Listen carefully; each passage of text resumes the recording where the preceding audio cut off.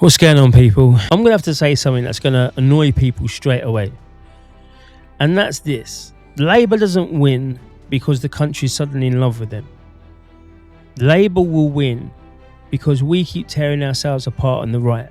Every time I hear there's a new right-wing party or another party pops up, people clap, people cheer, people say, this is the one. And then Labour quietly gains more power. Not because they're strong, but because we're divided. Now, here's the part that nobody wants to face, because you just got to look to see how this actually works. When the left need to win, they all fall in line. Different flags, but it's all the same direction. When the so-called centre, where they just swap flags and logos and they keep the same agenda rolling. Look at Lib Dems and Conservatives. But then you look at us on the right.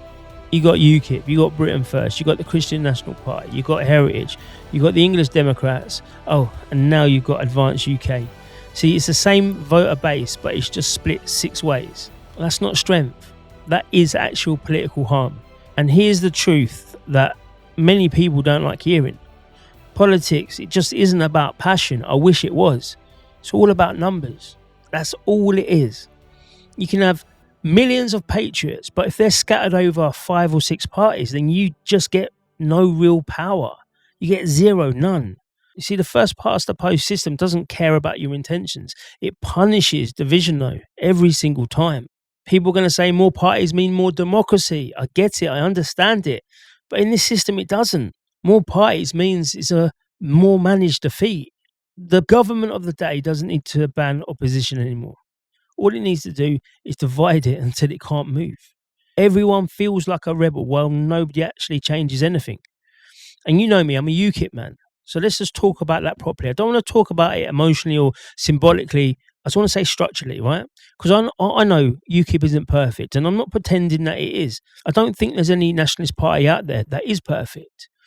But it is the only nationalist party right now that has a national ballot reach, that has the infrastructure already there, that has public recognition, and has policies that hit the machinery of the state.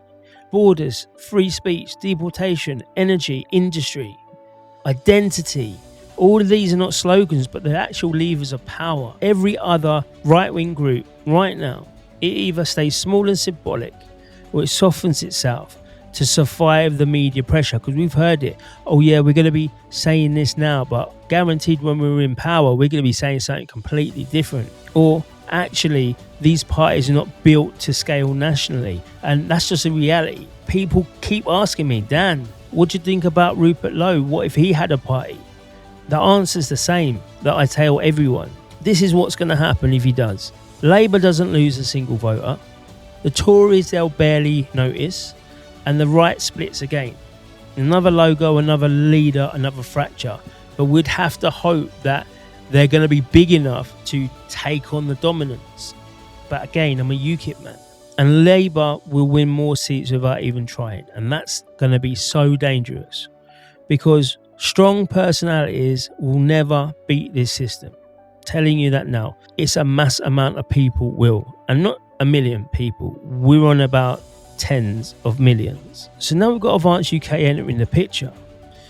And I'm not going to question people's motives in this video today, because we all know people who are involved. Some of the people are doing it for the right reasons, but motives don't override electoral maths. And another party at this stage doesn't strengthen the fight at all. In fact, it dilutes it. And in a system like what we've got, dilution isn't weakness, it's actual defeat. So to be blunt about it, if we keep doing this, new party after new party after new party, then we are actually choosing to lose. And that's not because we're wrong or we're on the wrong side of history, because we're not, we're right. It's going to be because we refuse to unify.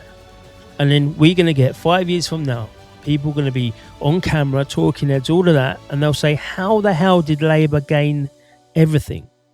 Or how did they take everything? And the answer is going to be very simple. It's going to be because we let them. And I'm going to make sure that people understand that. You see, unity isn't some ideological surrender. No. Unity is actually how wars are won. Fragmentation is how defeat gets dressed up as some type of principle. You don't beat the machine with slick branding. You beat it with one force moving in one direction. That's it.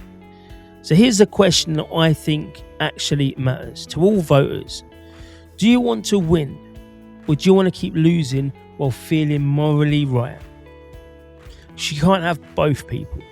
Right now, whether people like it or not, UKIP is the only party that I believe has the vehicle built already to scale nationally. Everything else fractures the numbers we need to take power. So let's finish where we started. Labour isn't beating the right.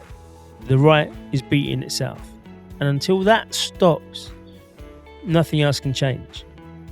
Anyway, people, if you like this, please share this. It's so important, and give it a hype, because the hype button is equally important. Have a good weekend, and I'll see you soon.